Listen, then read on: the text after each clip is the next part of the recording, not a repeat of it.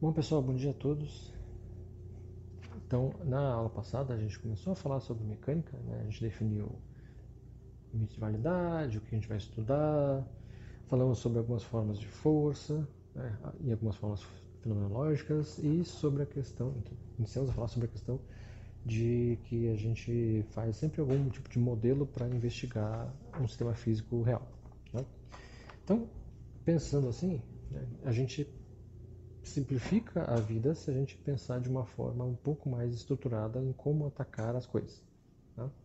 Então, isso é bastante importante quando você começa a formalizar mais as áreas de física. Então, por exemplo, a mecânica. Mas a ideia aqui não é só para mecânica. Você pode usar isso em qualquer área que você for formalizar. Né? Então, vamos estabelecer aqui um roteirinho, né? E isso vai ajudar bastante no desenvolvimento de problemas. Então, e aí a gente vai aplicar esse roteirinho, né, para algum problema, alguns problemas, né?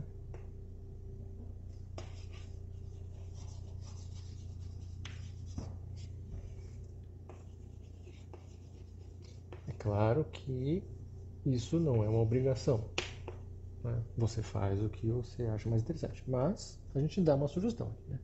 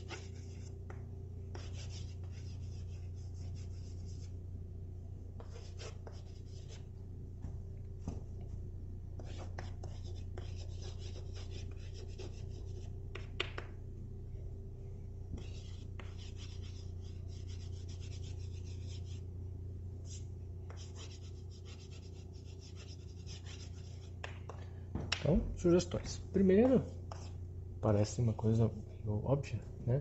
Mas a primeira coisa que a gente quer fazer quando a gente vai desenvolver, investigar alguma coisa é ler o problema. E aí a gente tem que ler e compreender.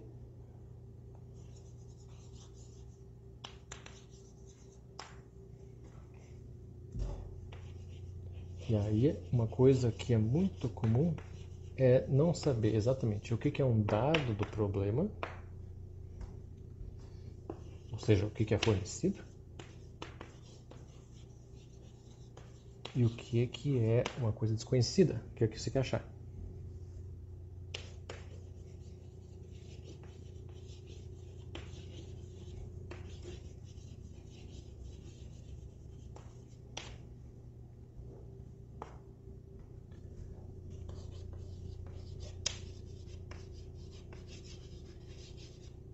Então não é incomum, né, você que está tentando achar uma coisa que você já tem e não saber exatamente o que é que você quer achar, onde você quer chegar.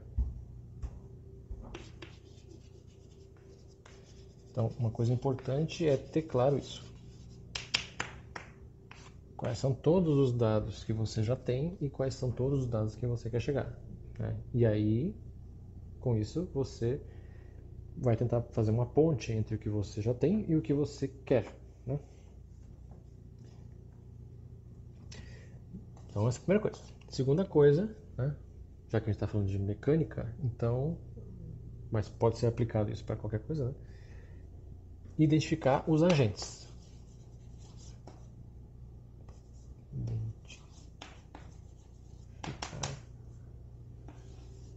Os agentes, no caso de mecânica, são essencialmente forças e torques.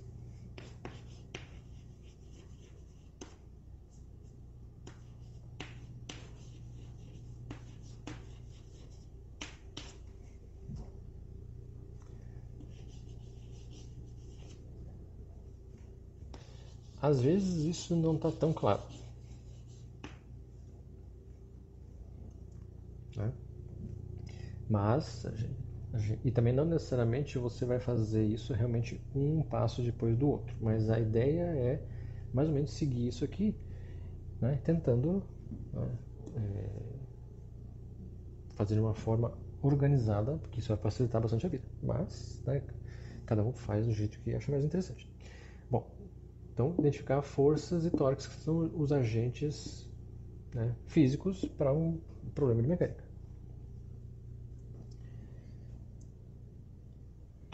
O 3 é bastante útil.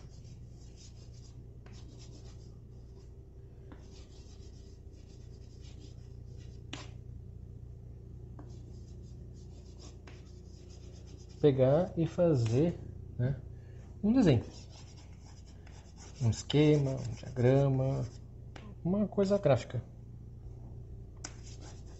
para esse problema que você está investigando, no qual você já sabe o que é dado e sabe o que você quer, e no qual você identificou eventuais forças e torques que são agentes de coisas sobre os objetos.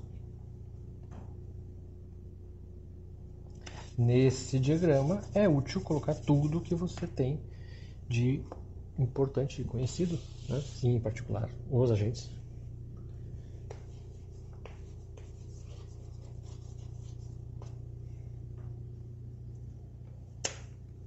Tá? Pode ser bobo, né? Pode não ser muito, sei lá, muito comum. Você pode não desenhar muito bem, mas não importa, né? Isso pode ajudar bastante. Principalmente quando você está ensinando alguém essa parte, né? Próximo, né, é ter, isso é realmente bastante importante, né? Ter bem claro para si, né, quem é o seu sistema físico.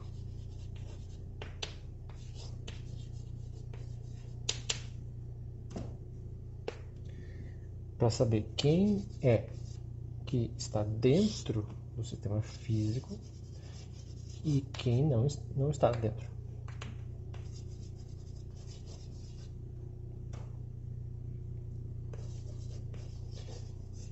O sistema físico não é necessariamente um objeto, pode ser um conjunto de objetos, né? Mas tem que saber exatamente quem são, ou quem é.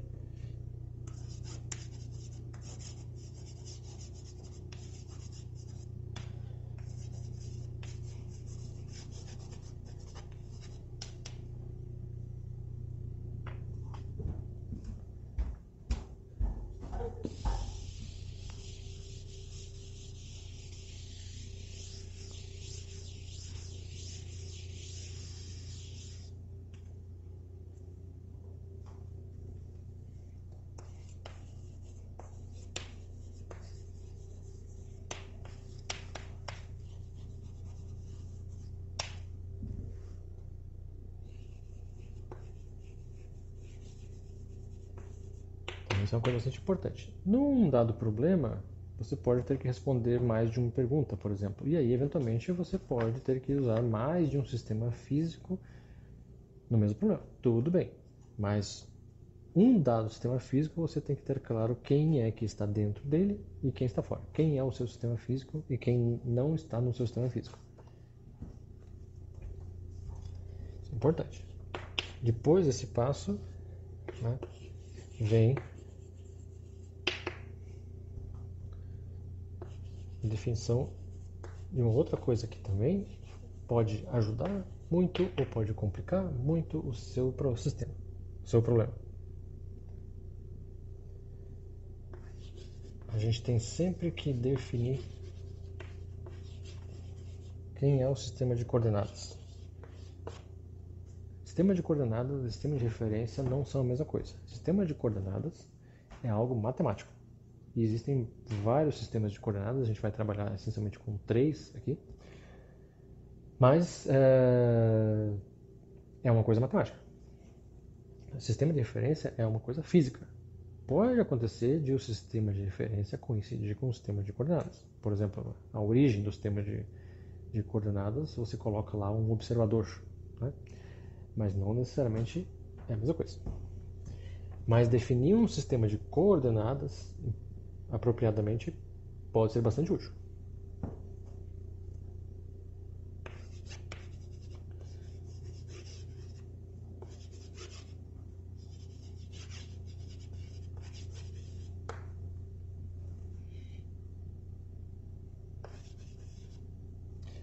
E aí, né, como é que é um bom sistema de coordenadas? Um bom sistema de coordenadas é um sistema em que você vai investigar o sistema de um modo em que alguma coisa seja simplificada.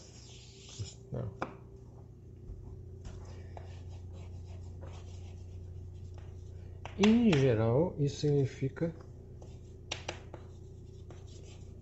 que você gostaria de explorar alguma simetria que existe no problema, por exemplo.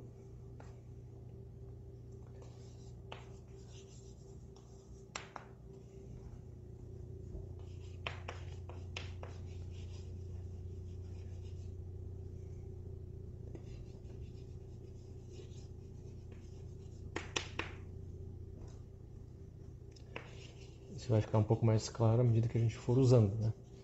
Mas a ideia é explorar algum tipo de simetria de modo que alguma coisa se torne simples de descrever no dado sistema que você está usando e no outro seria mais complicado. Nem sempre você pode ganhar todas, então às vezes você pode simplificar alguma coisa e tudo bem porque você está querendo investigar aquela coisa, mas alguma outra coisa fica complicada.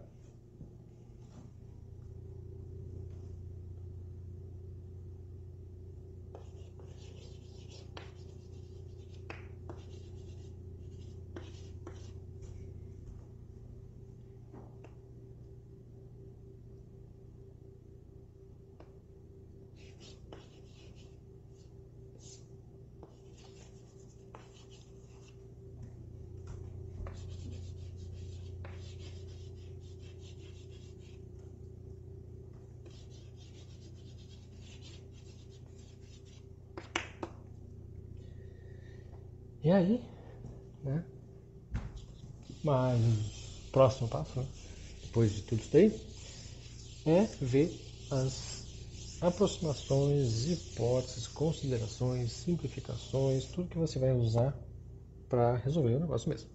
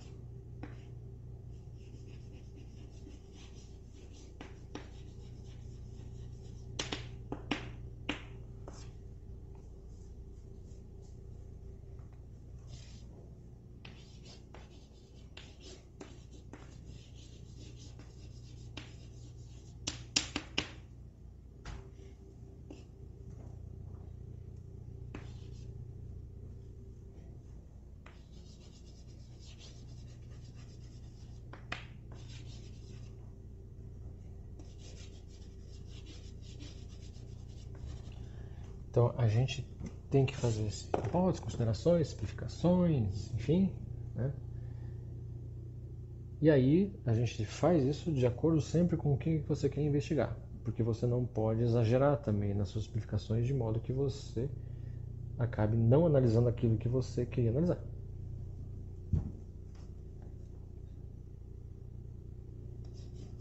Então, simplifica o problema, mas não perde o conteúdo físico importante.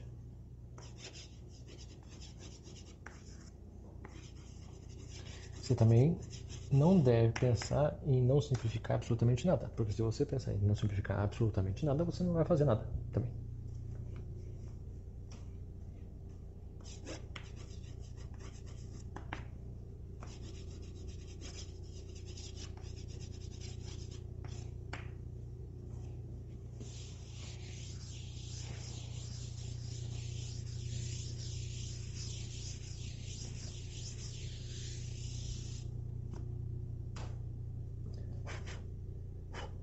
E aí, né, uma aproximação, simplificação que é feita num dado problema pode não ser importante ou pode não ser boa para um outro problema. Por exemplo, né, digamos que eu queira investigar o movimento desse giz aqui. Em geral, a gente supõe né, que para esse movimento, dadas as velocidades, distâncias envolvidas, né, a gente pode desconsiderar totalmente a questão do atrito com ar. Ok, sem problema. A gente vai obter um resultado que é bastante conhecido, de que a trajetória vai ser uma trajetória de tipo parabólica, a gente vai ter um movimento que na direção horizontal ele é do tipo um MRU, na direção vertical um MRUV, a composição vai te dar uma parabólica, a gente tem as equações de movimento, beleza. Velocidade em função do tempo, posição em função do tempo, tudo bem. Né? Mas, se você quiser pensar que você vai lançar um foguete,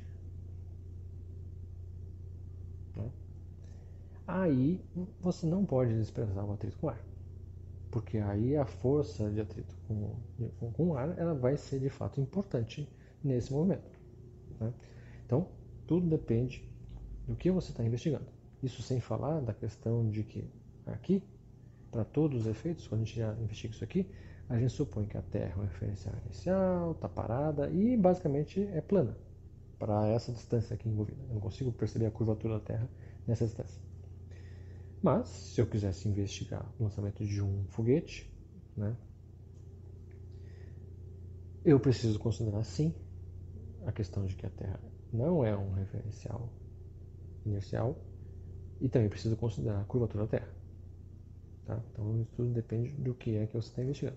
Por outro lado, se eu considerar a curvatura da Terra para investigar esse problema aqui, eu não faço nada e eu perco então a ideia de tirar um fenômeno físico importante, que é o fato de a aceleração gravitacional aqui nessa região aqui essencialmente é constante. E eu perco a possibilidade de investigar e tirar uma relação para MRV. Né? Então, tudo depende, né, do que você quer investigar. Tá? E aí, a ideia agora é, vamos pegar e vamos tentar seguir essas ideias aí para um exemplo, para alguns exemplos, né? Então, vamos começar com uma coisa bem simples.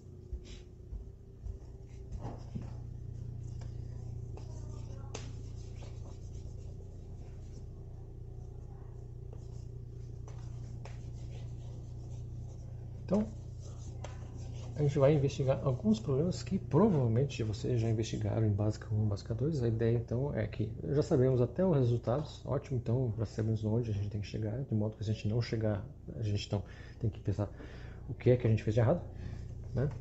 E introduzir notações, introduzir modos de pensar, tentar seguir essas ideiazinhas aqui e tal, para ver como de fato isso pode ajudar bastante.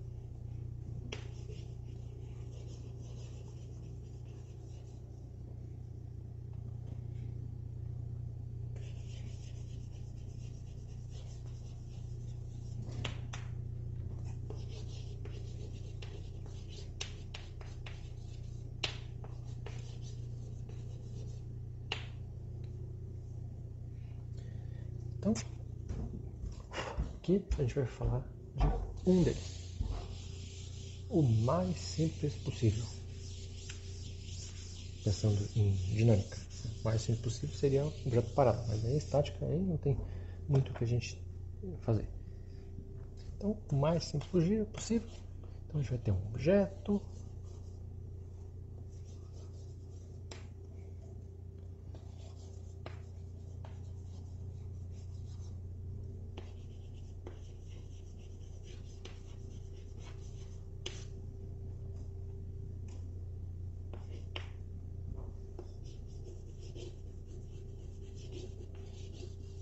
Então a gente tem um objeto que tem uma massa m constante. Ele está submetido a uma força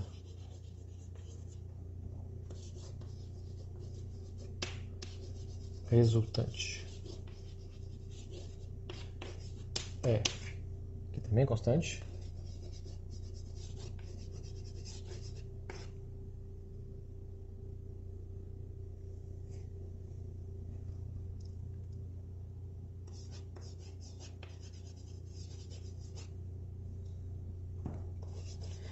E esse objeto se move então ao longo da direção em que essa força é aplicada.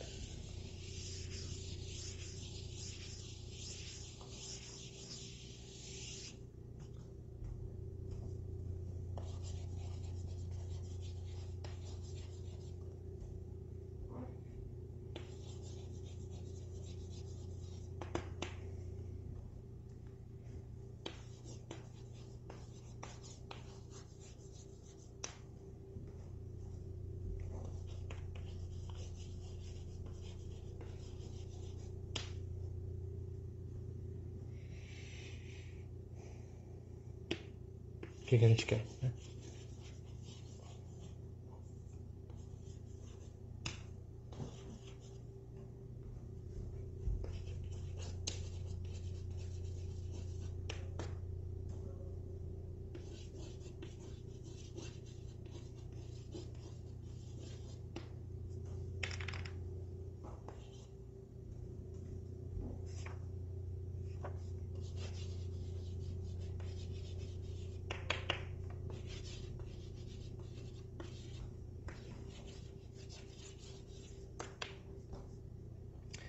Então, a gente quer achar as equações de velocidade e de posição, né? E basicamente, em mecânica, a gente sempre vai estar interessado, se possível, em chegar nessas equações aí. Equações de velocidade e equações de posição. Saber a velocidade do objeto num certo instante de tempo ou saber a posição do objeto num certo instante de tempo. Né? Bom, então, basicamente é uma coisa bem simples, é a coisa mais básica que a gente tem pensando em dinâmica, né? Como eu falei, mais simples que isso é a força resultante ser zero, daí a gente tem estática. Ou o objeto se move com velocidade, né, constante. Bom, então a gente tem, pensando naquela nossa sequenciazinha, né? Primeira coisa é ler, interpretar e saber o que a gente tem de dados e o que a gente tem de incógnitas, né?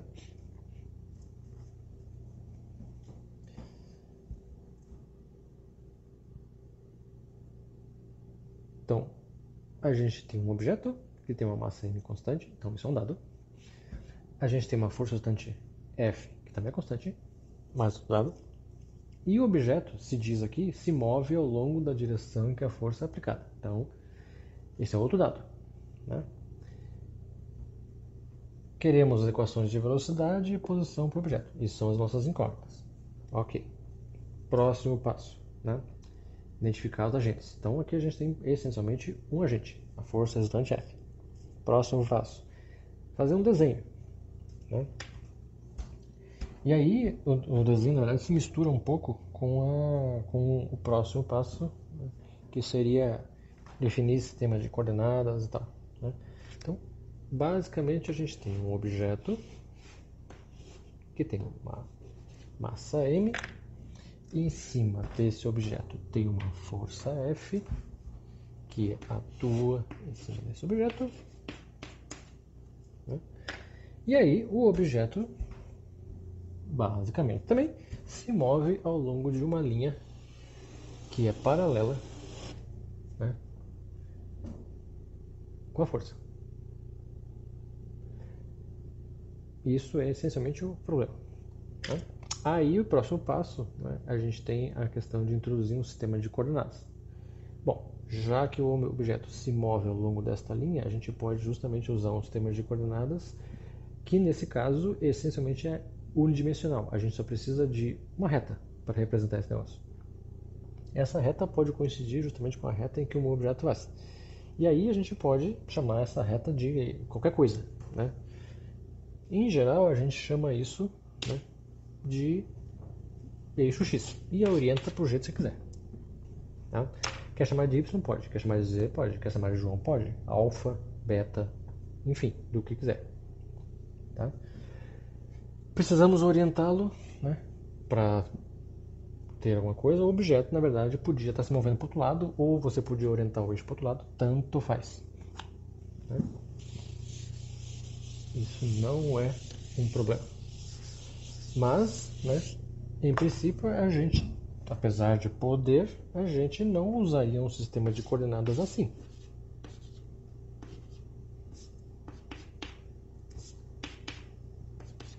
Posso resolver esse problema nesse sistema de coordenadas? Posso. Qual que é a diferença? Assim, você tem a força paralela com o teu eixo do sistema de coordenadas. Na verdade, é o contrário, né? Você definiu o sistema de coordenadas paralelo com a força, de modo que a força basicamente só tem uma componente. Aqui, com esse sistema de coordenadas, a força teria componentes tanto em x' quanto em y'. Vai dar para descrever do mesmo jeito, né? Vai dar um pouco mais de trabalho, né? Mas dá para resolver. Mas não explora a simetria do problema, né? Então, não é o melhor para esse caso. Tá? Aqui tem mais algumas hipóteses, como eu falei, a gente nem pensa, mas na verdade temos que, só para reforçar essa primeira vez, a primeira coisa é que a gente está pensando, se a gente vai descrever matematicamente, então a gente tem que usar a lei de Newton. Para usar a lei de Newton, a gente tem que usar a referencial inercial. De modo que a gente está supondo que a gente tem um referencial inercial medindo as coisas aqui. A gente sempre vai adotar referenciais inerciais, exceto quando explicitamente a gente disser em contrário. Isso vai demorar um pouco para chegar lá. Tá? Então, todos os referenciais serão inerciais. Segundo ponto é lembrar aquelas duas limites de validade, né, que velocidades não muito altas, né, senão a gente passa por limite relativístico, e objetos não muito pequenos, que a gente passa por limite quântico. Então a gente também não está aqui. Então sempre a gente vai estar longe dessas duas coisas. Então apesar de a gente não dizer, né, e a gente já supor isso, só para esse caso específico deixar isso bem claro. Né? Como é que a gente daí agora investiga esse negócio?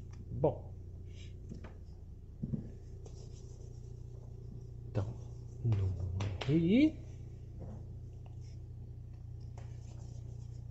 pensando na lei de Newton, a segunda lei de Newton, a gente vai ter que F é dp dt, né, que é d dt, pensando na equação 2, né, d dt de mv, só para ficar bem bonitinho aqui.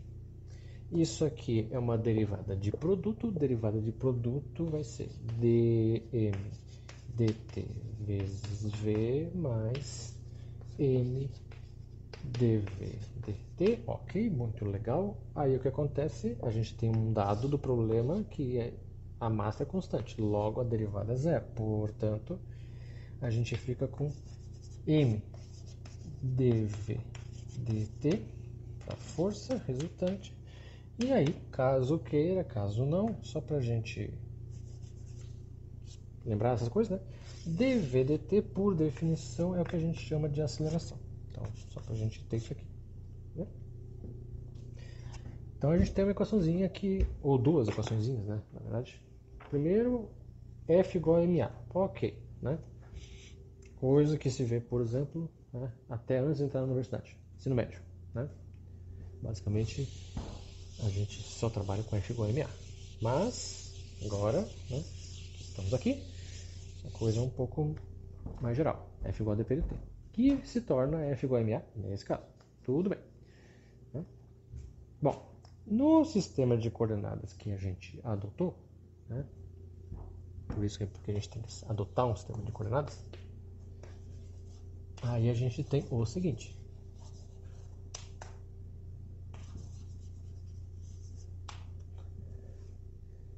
F, né? Já que a gente chamou de x, F pode ser escrita como um F vezes I. Normalmente a gente associa à direção x um versor que a gente chama também normalmente de I.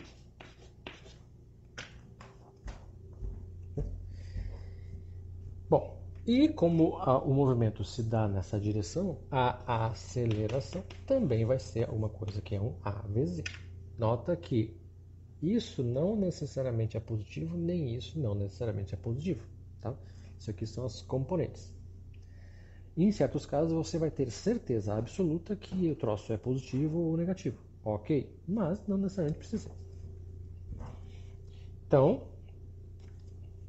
pensando daquele jeito lá,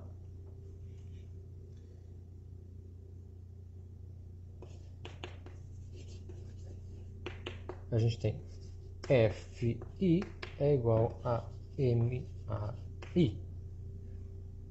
Uma equação vetorial. Como é que a gente transforma isso numa equação escalar? A gente gostaria de poder simplificar os versores I. A gente não pode cortar I com I. A gente tem que fazer produto escalar com o I para poder selecionar. Tá? Isso é importante quando a gente tiver que usar mais de uma dimensão. Tá? Então, fazendo produto escalar com I, a gente vai chegar em F igual a MA, que agora é uma equação que envolve escalares. Né? Não é módulo. Tá? Não necessariamente é módulo. Bom, mas a gente tem aqui, então, F igual a M, e aí o Azinho, se a gente olhar para aquela equação lá, vai ser escrito como dv dt. Portanto, a gente tem, na verdade, uma equação desse tipo aqui, ó, dv dt igual a F sobre M. Isso agora é uma equação do tipo, uma equação diferencial. Isso tem que ser resolvido, né? Por quê? Porque aí, resolvendo isso, a gente acha justamente a incógnita, a variável dependente. A variável dependente é o V, que é o que a gente quer achar. A gente quer achar V em função de T. Então, isso é uma equação diferencial. A gente vai obter várias equações diferenciais, né? Bom, deixa assim você aí, por enquanto. Como é que resolve essa equação diferencial? Essa equação diferencial, na verdade, é muito simples, né? Então, pensando aqui em cálculo que vocês trabalharam com equações diferenciais, né? Essa equação diferencial aqui é muito simples. Basicamente, o que a gente tem que fazer é transportar, já que f e m são constantes, transportar dt para o outro lado. Então, rearranjando, temos dv igual a f sobre m dt, né? E aí o que você faz? Bom, integra os dois lados. Quais são os limites de integração? Num certo instante t0, a sua velocidade vale um certo valor v0. Não sei quanto é, então chamamos de alguma coisa. Num certo instante t, sua velocidade vale o v correspondente. Então, essas aqui são as condições iniciais, que são as constâncias de integração, né? E aí, integrando v menos v0, né? Integral de dv vai dar v, aplicando os limites, e aqui a gente vai ter f sobre mt, só para reforçar isso aqui, t0 a t, f sobre m t menos t0. Ou, reescrevendo, porque a gente quer v em função de t,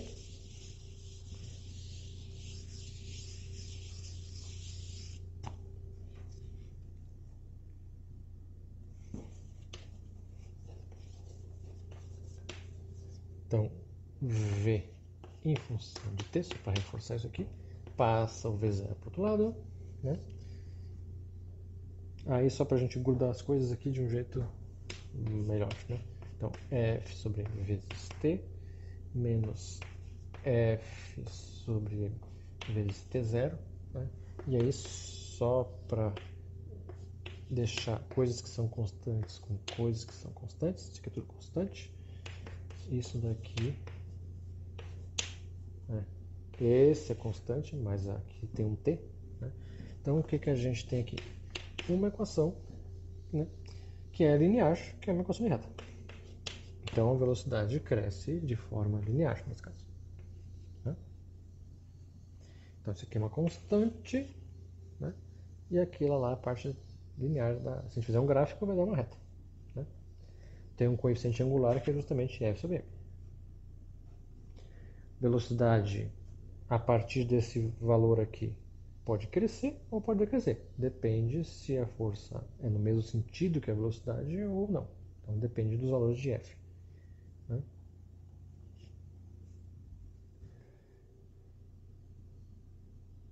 Então essa é a equação para velocidade. Chegamos lá. Daí em t0 a velocidade vale zero, vale v0, né? Seja lá quanto for t0. Em geral, muito frequentemente a gente diz que t0 vale zero. Tudo bem, né? Mas só para a gente explicitar as coisas bonitinhas, fica assim, né? Bom, essa é a equação de velocidade. Agora a gente quer a equação de posição, né?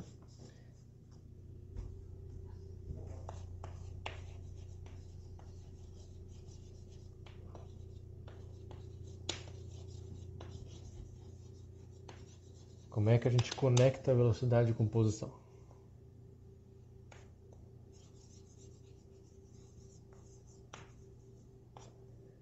Então, aqui a gente pode escrever V é a derivada da posição. Então, como a gente está pensando em uma dimensão, então dx dt.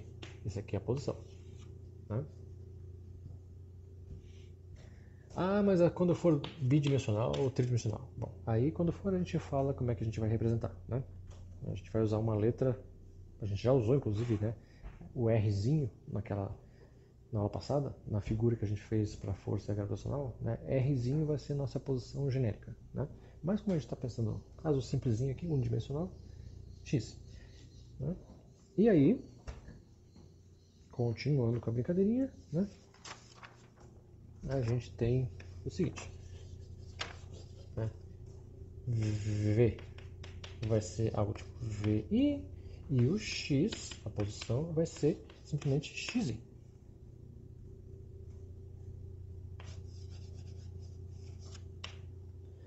Então, essa equação aí, deixa aqui o desenho por enquanto. Né?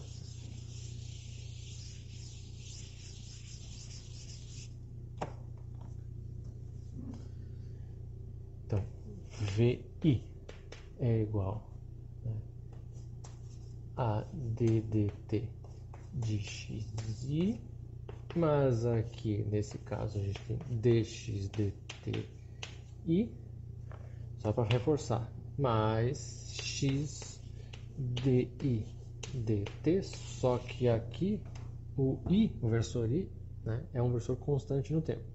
Tá? Sempre assim? Não. Tá? Quando a gente fala de referenciais girantes, aí a coisa vai ser um pouquinho diferente, mas como eu falei, a gente não está falando de referenciais girantes, a gente não está falando de referenciais não inerciais, então isso aqui é zero. Então fica simplesmente dx dt i, vi, faz escalar com i,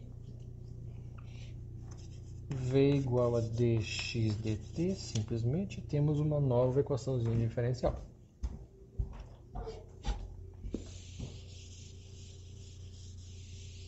Então, aproveitando que está aqui na velocidade, né?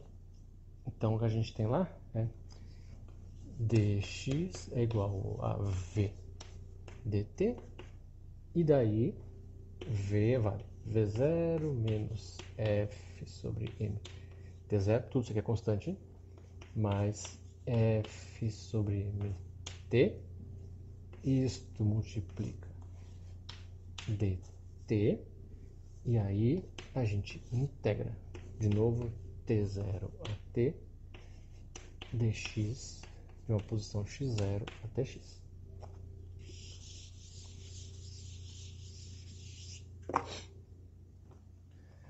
Integral de x dá x menos x0. Beleza. Isso aqui é constante, então vai ser v0 menos f sobre m t0 t, t0 t, só para ficar bonitinho. Né? E aquela parte lá, mais f sobre m t quadrado sobre 2, t0 a t. Só para ficar tudo bonitinho. T integral a t sobre 2.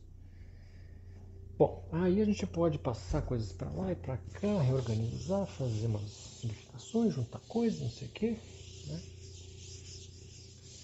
Então o resultado vai ser, então o x0 vai para o outro lado, né? Então, x igual a x0 mais.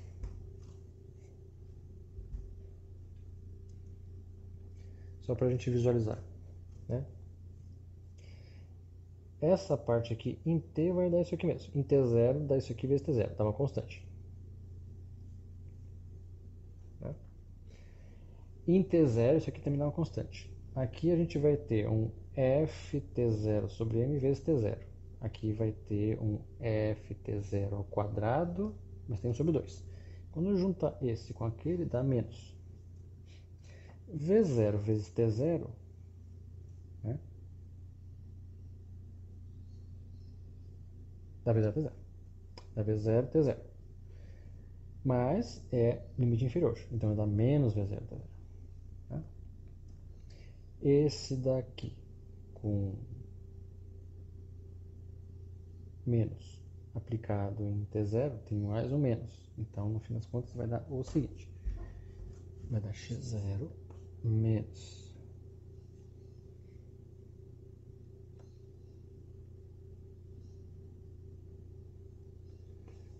v0 menos f t0 mais 2 sobre n.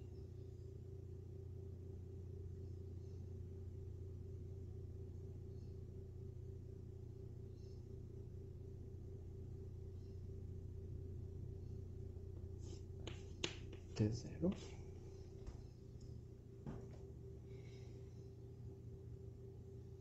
mais v0 menos f t0 sobre n vezes t mais f sobre 2m t ao quadrado. 13. Tá? Então a gente tem isso aqui tudo é uma constante, uma parte linear, mas tem um t quadrado. Então, na verdade, essa curva aqui dá uma curva parabólica. Né? Só para ver a cara disso, para comparar com algo conhecido, se a gente fizer a hipótese que o t0 é igual a zero, como a gente já faz, só para a gente ver como é que fica, né? Então x é igual a x0, então t0 é igual a zero. Então aqui mata esse pedaço aqui, né? Então x igual a x0 mais v0t mais f sobre 2m t quadrado. F sobre m é a aceleração, então isso aqui é at quadrado sobre 2. É a equação normal de mr/v que a gente já, né, imaginaria que isso aqui resultaria. Tá? Então, para esse probleminha aqui elementar, né, nosso desenvolvimento, né, a gente fez passo a passo, em detalhes. É claro que depois de algumas vezes fazendo, a gente já pula algumas coisas, já sabe qual é o melhor sistema, olhando o problema, já sabe o que vai acontecer mais ou menos, faz uns passos mais à frente, mas é importante ter como é que a gente faz isso detalhadamente, né, para que a gente saiba quando as coisas forem um pouco mais complicadas, como é que a gente deve tratar, porque quando as coisas são um pouco mais complicadas, essa organização facilita muito a vida. Tá? Então, a gente queria a equação de velocidade, já achamos, né? E isso daqui é a nossa equação de posição, então achamos tudo que o problema pedia para esse caso simples e a gente reobtém coisas que a gente já conhecia. Tá? Beleza. Próxima aula a gente vai investigar mais alguns sistemas, né? Em especial um sistema importante e um sistema comum de uma polia. A gente está acostumado a fazer polias algumas vezes, mas é importante pensar em algumas coisas que acontecem lá. Pessoal, então, obrigado. Até a próxima aula. Tchau.